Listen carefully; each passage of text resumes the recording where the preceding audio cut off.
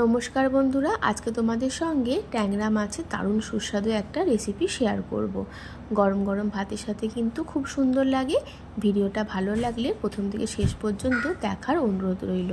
তো দেখো, নিয়ে নিয়েছি ট্যাংরা মাছ, ভালো করে ধুয়ে নিয়েছি। এবার নুন, হলুদ আর সামান্য সর্ষের তেল দিয়ে মাছটাকে মাখিয়ে নিচ্ছি।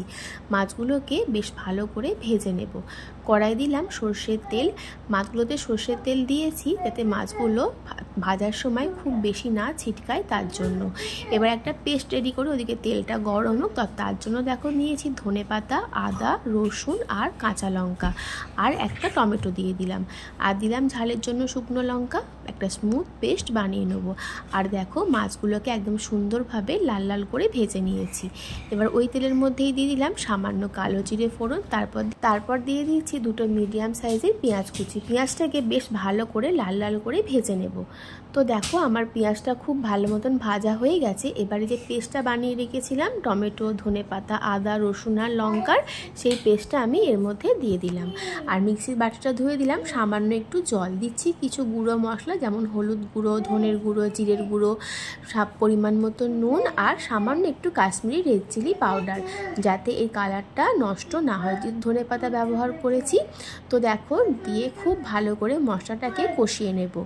তো গ্যাসের ফ্লেমটা লো টু মিডিয়ামে করে ঢাকা দিয়ে কিন্তু মশলাটাকে একটু সময় নিয়ে ভালো করে কষিয়ে নেবো। তো দেখো, মশলা থেকে কিন্তু তেল রিলিজ করেছে, দেখতেই পাচ্ছ। আর মশলা কষাতে কষাতে কিন্তু মশলার কালারও একদম চেঞ্জ হয়ে গেছে।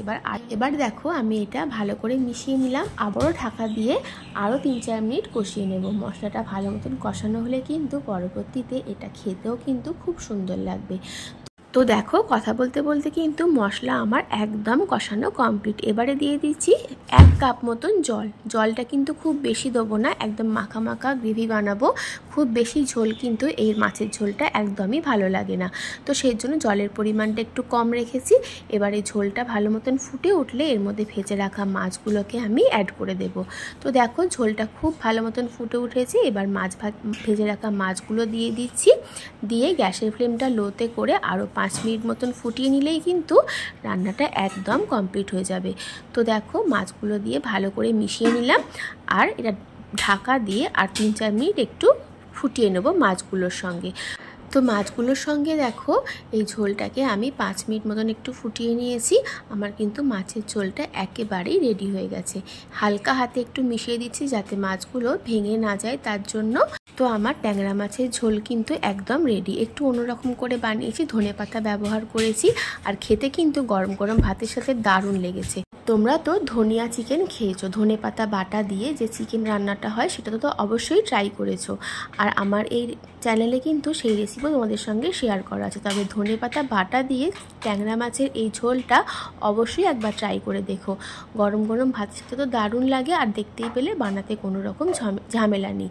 তাহলে আজকের ভিডিওটা ভালো লাগলে অবশ্যই আমার চ্যানেলটা সাবস্ক্রাইব করে দিও। আর আমাকে কিন্তু কমেন্ট করে জানাতে একদম ভুলো না আমার এই রেসিপি তোমাদের কেমন লেগেছে। তাহলে আজকের মতন টাটা, সবাই খুব ভালো থেকো, সুস্থ থেকো।